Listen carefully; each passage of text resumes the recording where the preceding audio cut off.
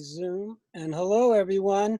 Welcome to the very first Zoom Q&A with a New Jersey Film Festival filmmaker and participant.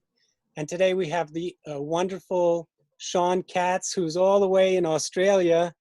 And he's going to be talking about his amazing film, Underground Inc., The Rise and Fall of Alternative Rock. And it's a documentary on this 90s music scene in the USA. And we also have Craig Silverman here, who's a wonderful guitarist from Agnostic Front. He's going to be commenting on the scene as well. But before we jump into the Q&A and the interview, I just wanted to tell you that Underground Inc. is actually our festival opener, which, as all of you know, is going to be virtual this year, as normally we would be at Rutgers University. But as the university has closed for public events this fall, we're going to be holding our festival virtually, and we will be working with eventive.org. They're a masterful organization that streams films from major distributors like A24 and for very prominent film festivals as well. So we know we're in good hands. And if you want to get further information, you can go to our website, which is njfilmfest.com.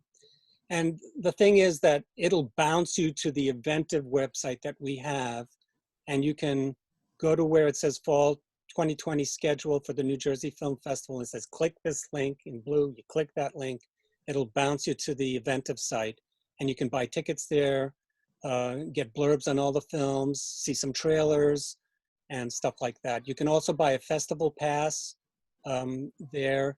Festival Pass Early Bird is $75 to see everything. We have 41 films that were selected from 842 films from around the world. So you're getting to see the creme de la creme. And it saves you, it's less than half price if you saw everything. And then it'll jump to $100 in September. So I'm pretty sure this Q&A will be out before September, and you can take advantage of the Early Bird special. Okay, let's talk about the movie that we're focusing on today, which is, again, Underground Inc., and it's by Shaun Katz. He's the director. He's from Australia.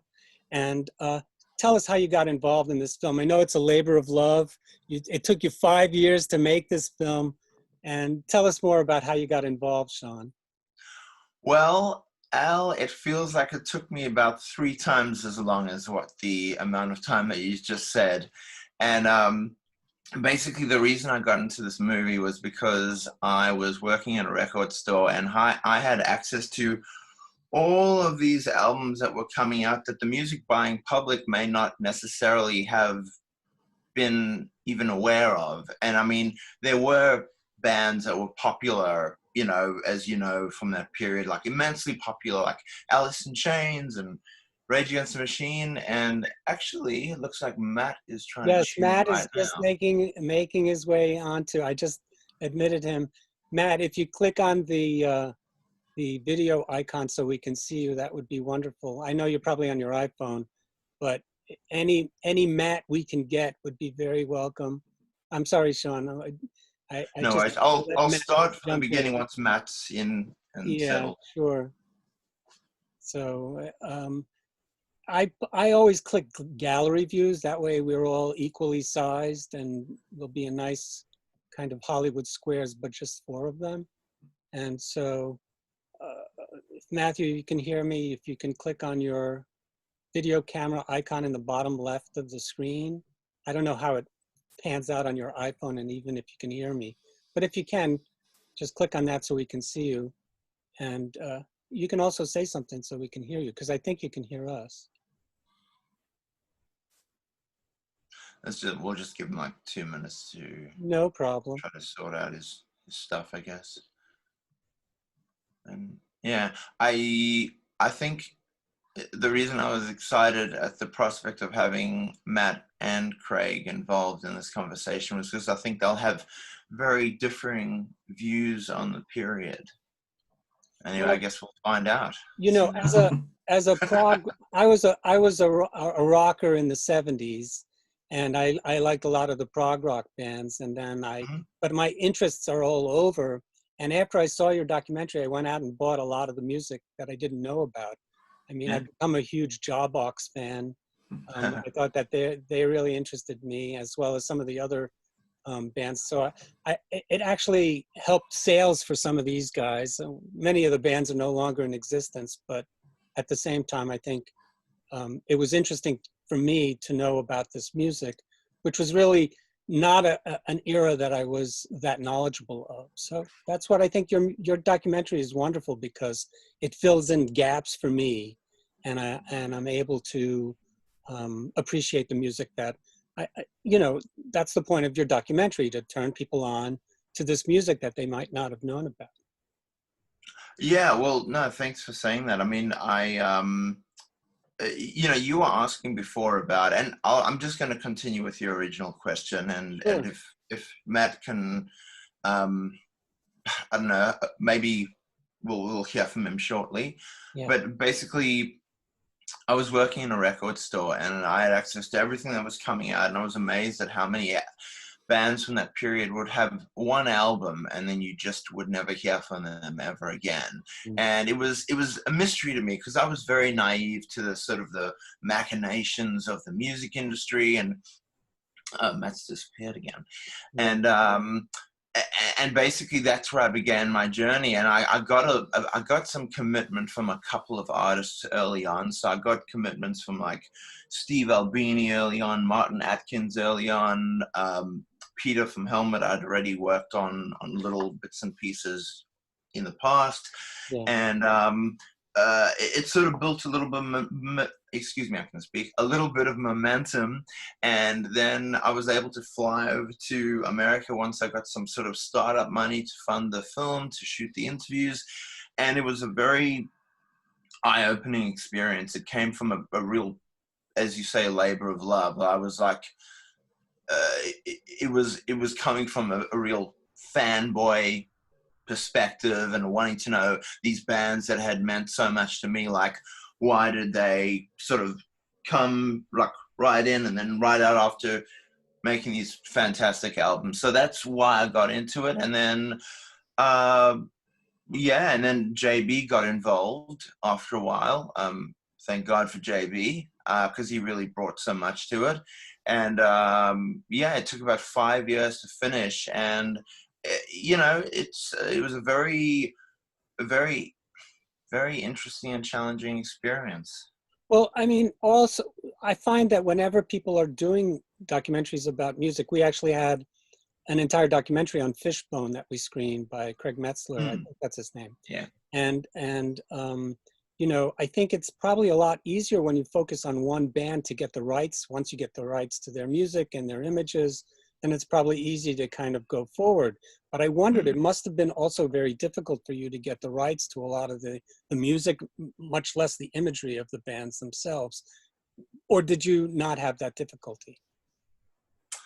Well, I mean, as far as the actual knitting together the thread, what was interesting was that because all of these bands had had a similar experience, there was a very strong through line that all kind of been sucked into the machine and then spat out to a degree. I mean, some of them landed up very well, doing very well for themselves.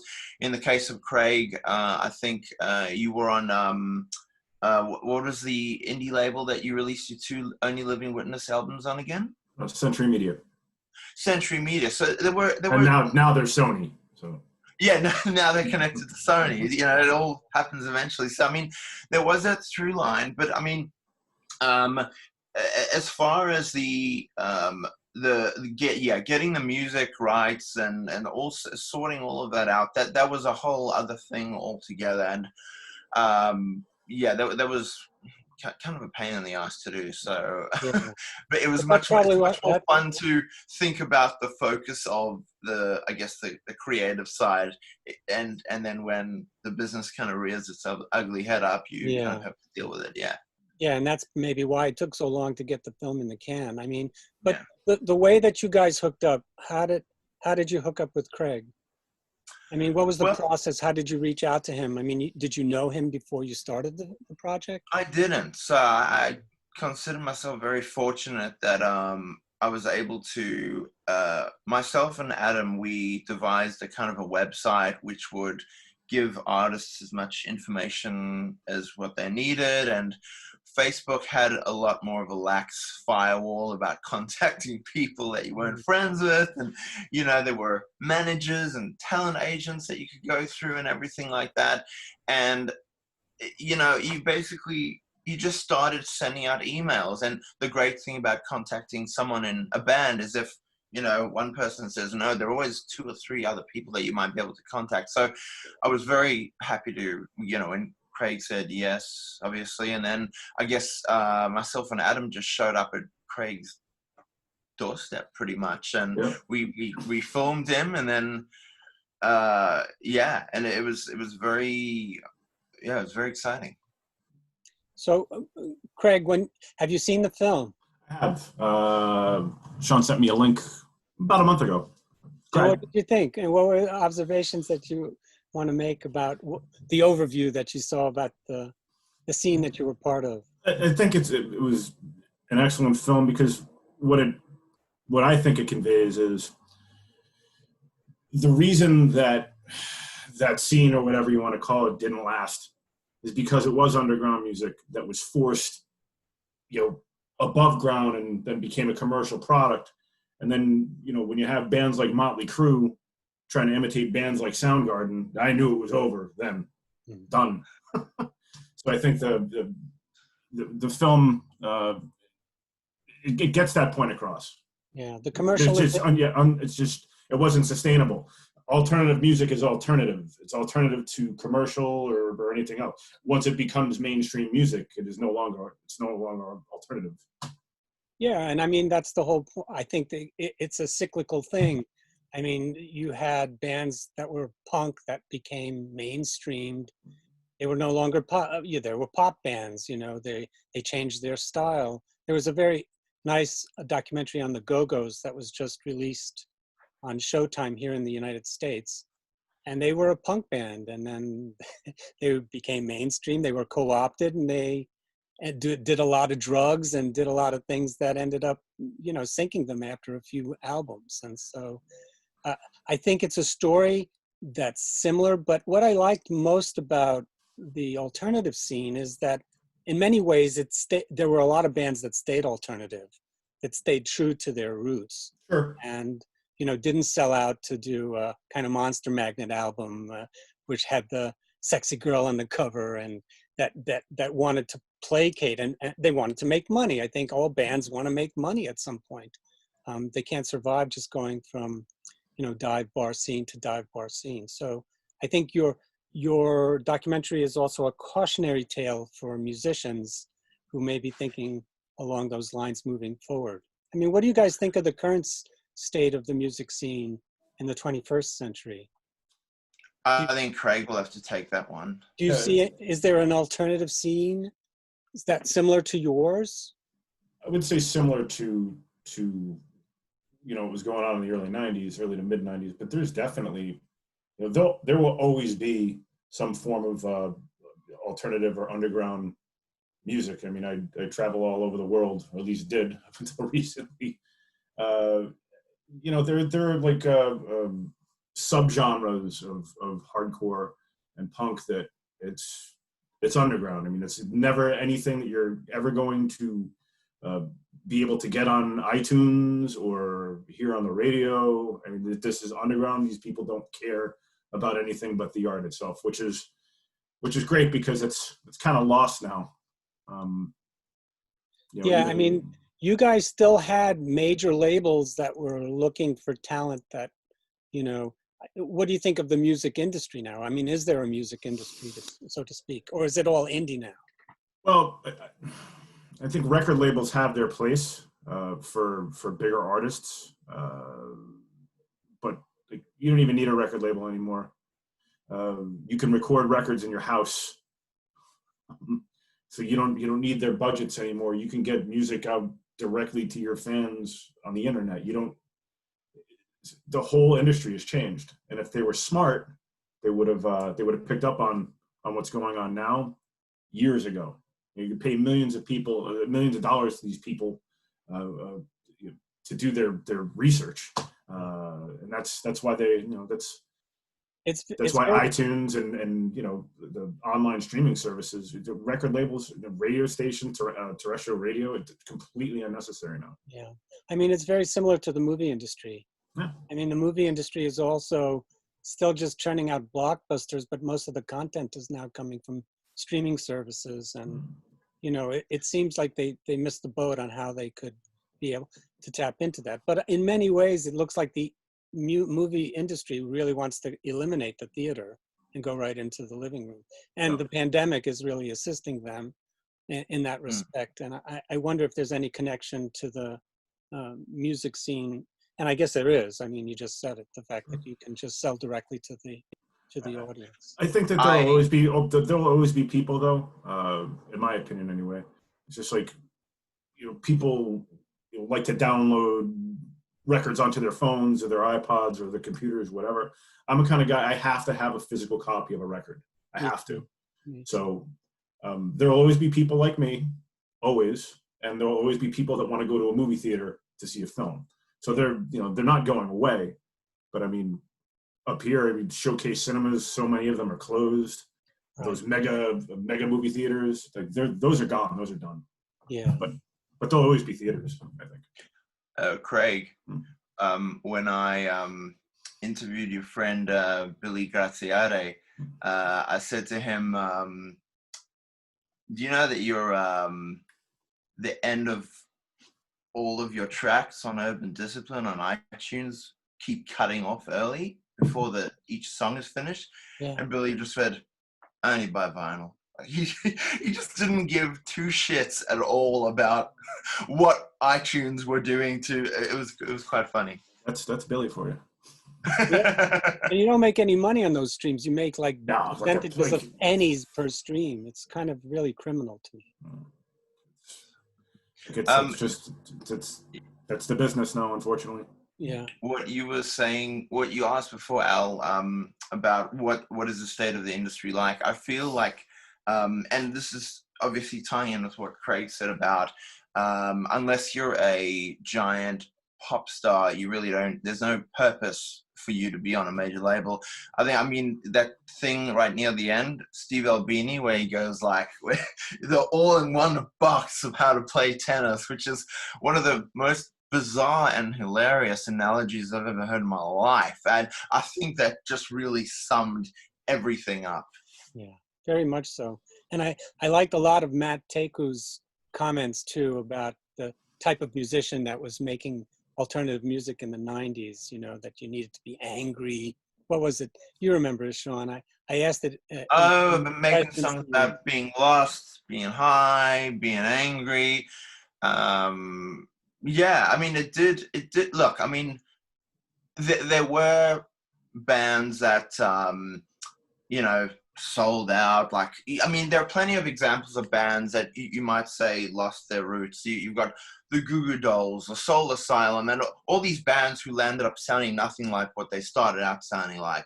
But I mean, it is also fair to say that there was a real essence of it. I think for me, at least, I can't speak for anyone else, but I think for me, what was exciting about that particular period of music was it felt like it was an excuse to kind of, create something more authentic, if you want to use that word, God forbid. But it did have that exciting energy of anger and sort of just trying to make something that maybe felt real in a way. But Matt, he said a lot of very poignant things, I thought. And I like the fact that your documentary also underscores the kind of political undercurrent that was in existence at the time. Some of the early stuff in your documentary that focuses on, being anti-establishment, the direction of the country. And do you think that comes back in waves, or is that specific to that time? What do you think, Craig? I think that, so especially coming from a punk and hardcore background, true punk and hardcore was anything but political. Like you had your bands like Crass and super political bands, but anti-establishment. There's no political party for people like us. Right. So when bands started getting political, you know, it's happening now again. And hey, God bless you, get your message across. It's not my thing. Right. But like to see like a punk rocker supporting any political candidate of any kind, to me is mind-boggling. Yeah. I guess by political I meant to be against everything, right? I mean, yeah, anti-establishment. That's what. Yeah, everything's political ultimately. So. Oh, sure. Yeah. Like one way or another, but I mean, Right. it's the way I see it. You don't support anybody far left or far right. They're two sides of the same coin to people like us, or at least it used to be. So yeah, nothing ever gets better. It stays the same. It stays the same. It's just every 4 years, some other jackass gets in office, and anyway, okay. So, Shaun, we're about to end our Q&A, and I wanted you to be able to tell people why they should see your film. What are they going to see? Why should they see your film?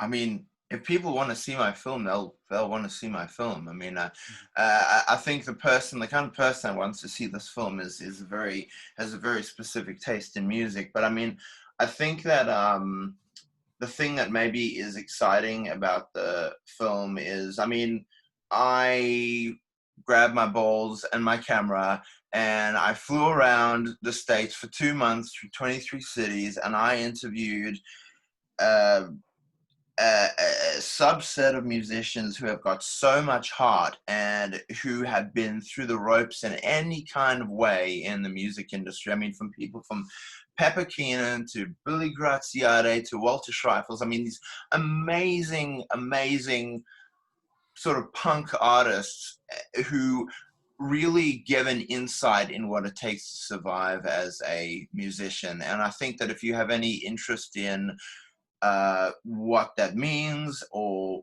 what it's like to experience that, or what it was even like to experience the industry at that time when it was at its financial peak, then this might be a film that could interest you.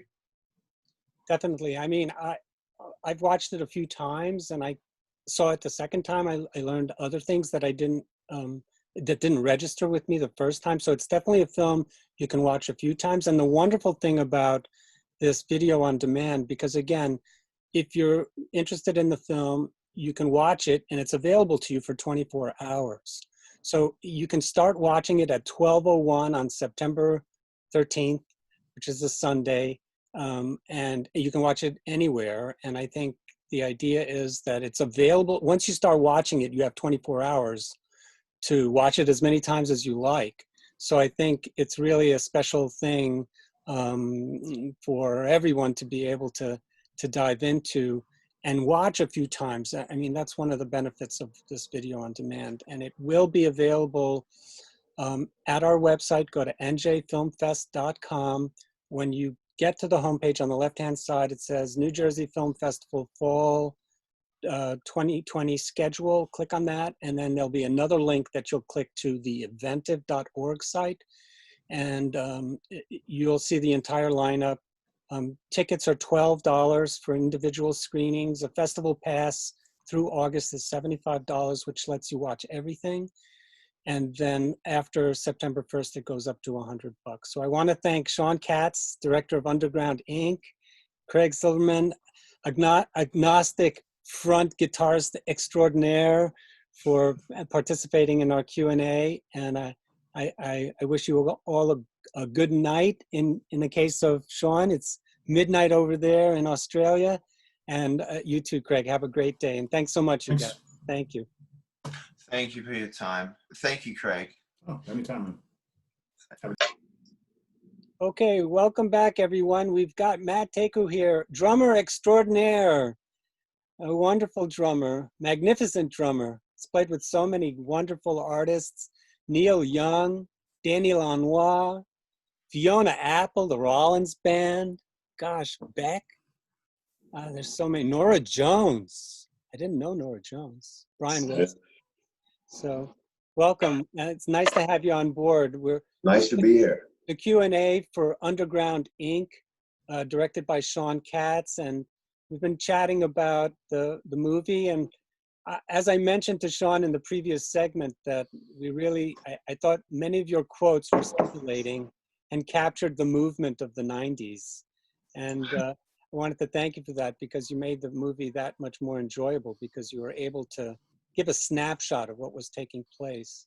So what were some of the greatest memories you had of that time? Of the 90s? Yeah, when you were drumming in these alternative bands. Yeah, I mean, in the 90s, I was in the band Dig for a while, and before that, the punk rock band The Weirdos. And I mean, I had just moved here from Missouri, from St. Louis, where I'm from, and was sleeping on my friend's couch as Andrew Schloss, who plays in the Circle Jerks and The Weirdos and played with Joe Strummer. And so that was kind of my in to the whole scene. But at the time, I mean, the whole scene was not very health conscious. I mean, I don't know how else to say it. There's just like a lot of drugs going on live. So this, you know, I was just this guy from Midwest who came out here and was right in the middle of, like my first show ever was with this band, the Two Free Stooges.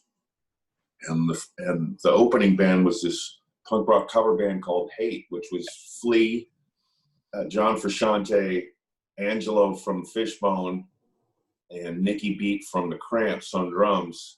So that was like, instantly I was kind of thrust into this scene that of guys that who I was fans of, you know. But I mean, what are the great memories? There's not a lot of memories because everybody was wasted, you know. But somehow, I don't know, somehow some of us survived. I don't know. Next question.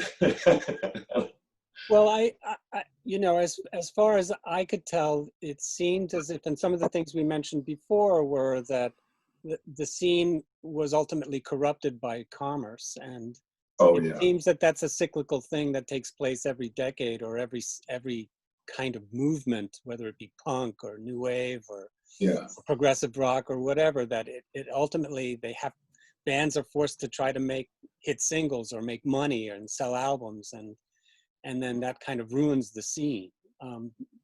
But yeah, I mean, it starts out innocent enough. Every band just wants to pay their bills so they can keep doing what they're doing, you know. And also in the Midwest, everybody had basements, so everybody had a rehearsal space. But out here in Hollywood, it was like I'd never experienced having to pay for a rehearsal space, and so there's a lot of expenses. So you take what you can get, man. So I don't think any of us were out. I wasn't out to like get famous or rich or anything. Otherwise, I wouldn't have played drums for a living, you know. Right. But yeah, at the time, all of a sudden, some of these bands started getting signed, and I just remember Nirvana seeming to be like the turning point. You know, that once they got a major label deal, then bands like Butthole Surfers got a major label deal. I was like, how does that even happen?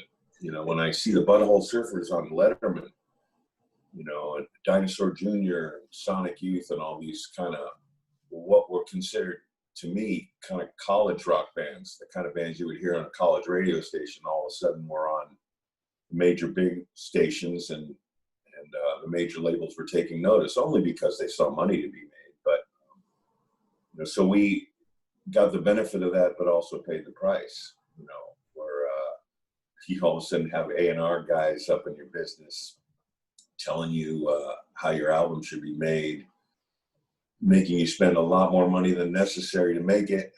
And it couldn't last, you know, because that's not what this music was born from. You know, it was born from boredom, anger, drugs, right, sex. Some of the quotes. There you have it, Al. Exactly what you were asking me about before. Yeah. You were quoting Matt saying music about being high, being angry. There you have it right there. Yeah, I mean, it was another similar to punk rock. You know, I mean, not that far. I mean, maybe the sound might be different, but the energy came from the same place. Yeah. Yeah. But you guys are survivors. A lot of people didn't make it out, right? Because of what happened to them. Some people just couldn't deal with all the drugs that they took. Right? Yeah, the drugs and, like you said, the commerce. I mean, nothing broke up Mans faster than getting a major label deal to me. If you couldn't stick to your guns and do what you came to do, and you let the companies take over. I mean, I remember reading an interview with Frank Zappa where he's talking about it was so much better in the 60s when the major labels were owned by fat guys with cigars that had no idea what these young hippies were doing in the 60s. They just knew that there was money to be made, so they're like, let's give them a budget and let them do their thing. I don't even understand it, but the kids seem to like it, so let's put it out. But in the 90s, you had all of a sudden this kind of A&R, like guys wanting to be cool, wanting to be part of the band, wanting to have say in the sound of the band. You know, and it just kind of ruined it, you know, because these guys were just douchebags, you know, like they were afraid for their jobs. And so, some bands survived, but most didn't. Yeah. The A&R guys wanted to embed themselves in the bands. Yeah, As a way to control them and also for their egos to make it seem as if they were part of them. Yeah, I remember guys taking us out to lunch and spending all this money in these fancy Hollywood restaurants for lunch to only find out, you know, a year later that like he wasn't taking us out to lunch. He billed us for that. Like that, we took him out to lunch for him to break up the band. You know. So anyway, you know. Well, we had the added benefit of having Matt here. Matt, do you know Craig? Have you had any interaction whatsoever? I don't think so. Craig Silverman, he's in Agnostic Front. Did you know about that band? Yes, badass. So this is the first time you guys are meeting? I think so. Very cool, very cool. Well, that's the New Jersey Film Festival is all about, turning on people to things that they probably didn't know about. I mean, I'm sure there's a ton of people that know about, you know, a Fishbone and some of the other bands that are mentioned in the documentary, but I didn't know about Helmet. I didn't know about Jawbox and Agnostic Front and some of the other bands that you were in. That. And it kind of helped me go and seek out the music. And the wonderful thing about the internet is that it allows you to get a taste. But I'm really a fan, like Craig is, of buying physical product. I mean, I think, I don't know how much older I am than some of you guys, but probably I'm as old as Matt, I'm not sure. But at the same time, I wanted to support the artist by buying the stuff, even though who knows how much money you actually get from royalties for these things. But it was also a way for me, it turned me on to the music. And I think that's what Shaun deserves a lot of credit for, because he does such a thorough job. I mean, 90 hours of footage kind of boiled down to the best, you know, 2% or 1% of that is what we get to see. I'd love an outtake reel or maybe a part 2 of some of the other stuff that you have down the road. I mean, like, I do have something in the works for like a DVD release and everything like that, which I'm dealing with now. But you know, what's interesting is that, and this is probably the same with maybe even like recording takes for like an album, you know, it's not necessarily the very best stuff that lands up being in the final film, because like there were amazing things that I got, which it just didn't fit, you know. You had to serve the flow of the story at the end of the day. And so there could be some pretty cool stuff that ends up surfacing, I hope. Well, that's wonderful. Well, I'm going to just give some parting comments, and I want to thank you all for participating in this recording. We will have this available online so people can check it out before or after the screening to kind of give additional insight into the movie. But Underground Inc. will be opening the New Jersey Film Festival, the Fall Film Festival, on September 13th. It's available for 24 hours, starting at 12:01 on the 13th. And if you start watching it at 11:45 that evening, you still have 24 hours to watch it and to finish it. So you can go to our website, which is njfilmfest.com. And then when you get to the Fall 2020 schedule link on the homepage, that'll send you to our festival page, which actually will ask you to click another link to the eventive.org site, which is where all the video on demand information is available. Tickets are $12 for an individual screening, $75 for an early bird pass, $100 for a full pass, and that'll be after September 1st. And I want to thank Matt Tecu, Craig Silverman, and Shaun Katz for being part of this Q&A on Underground Inc. And thanks so much, gentlemen. Have a Thanks. wonderful day and stay safe out there. And just